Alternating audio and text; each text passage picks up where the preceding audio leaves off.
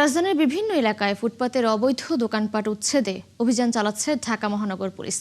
অভিযানের খবর রাখছেন আমাদের সহকর্মী সবুজ মাহমুদ। আরও খবর নিয়ে তিনি আমাদের সাথে যোগ দিচ্ছেন। সবুজ, এখন কোন এলাকায় অভিযান চলছে এবং এখন পর্যন্ত কি পাওয়া গেছে অভিযানে জানাবেন।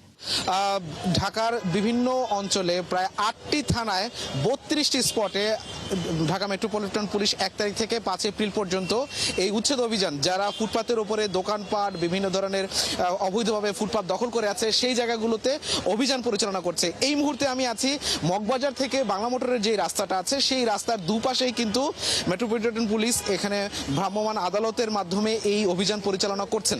এবং এখানে আমরা দেখেছি যে ফুটপাতের উপরে যেই দোকানগুলো অবৈধভাবে রাখা হয়েছে সেই দোকানগুলোতে কিন্তু উচ্ছেদ অভিযান করা হয়েছে। এই মুহূর্তে বাংলা মোটরের ঠিক কাছাকাছি এলাকায় আমরা আছি এবং এখানে দেখা গেছে যে এই এলাকাটায় বেশিরভাগ হচ্ছে গাড়ি সার্ভিসিং সহ বিভিন্ন ধরনের মোটরসাইকেলের বিভিন্ন সার্ভিস সেন্টার থাকে এবং সেখানে অবৈধভাবে রাস্তার উপরে পার্ক করে থাকে। এই মুহূর্তে আমরা যেটা দেখতে পাচ্ছি, রাস্তার উপরে পার্ক করে যানজট তৈরি করা হচ্ছে যে গাড়িগুলো, সেই গাড়িগুলোকে কিন্তু এখানে ভ্রাম্যমাণ আদালত এবং ঢাকা মেট্রোপলিটন পুলিশ সরিয়ে দিচ্ছেন। এবং এর আগে আমরা দেখেছি যে ফুটপাতকে দখল করে, ফুটপাতকে বাধাগ্রস্ত করে মানুষের চলাচল বিঘ্নিত করছে, সেই জায়গাগুলো কিন্তু পরিষ্কার করে মানুষের চলাচল স্বাভাবিক করা হয়েছে।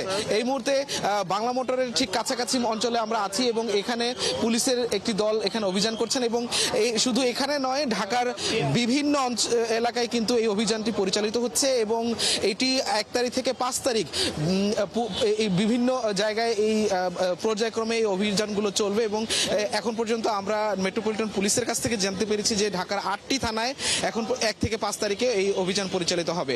এখন পর্যন্ত আনুষ্ঠানিকভাবে আমাদেরকে কোনো বক্তব্য দেওয়া হয়নি যে এখানে অভিযানে কতগুলো দোকান উচ্ছেদ করা হয়েছে, কি পরিমাণ জায়গায় করা হয়েছে, সেটি আনুষ্ঠানিকভাবে হয়তো কিছুক্ষণের মধ্যে আমাদেরকে ভ্রাম্যমাণ আদালতের যে ম্যাজিস্ট্রেট এবং পুলিশের যে ঊর্ধ্বতন কর্মকর্তারা আছেন তারা আমাদেরকে জানিয়েবেন।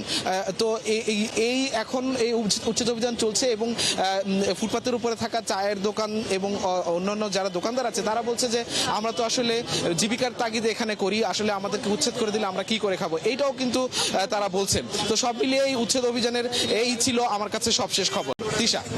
সবুজ মাহমুদ, আপনি আছেন, সেখানে থাকবেন। আমরা নিশ্চয়ই পরবর্তীতে আবারও যুক্ত হব। দর্শক, বাংলা মোটর থেকে যুক্ত ছিলেন আমাদের সহকর্মী সবুজ মাহমুদ।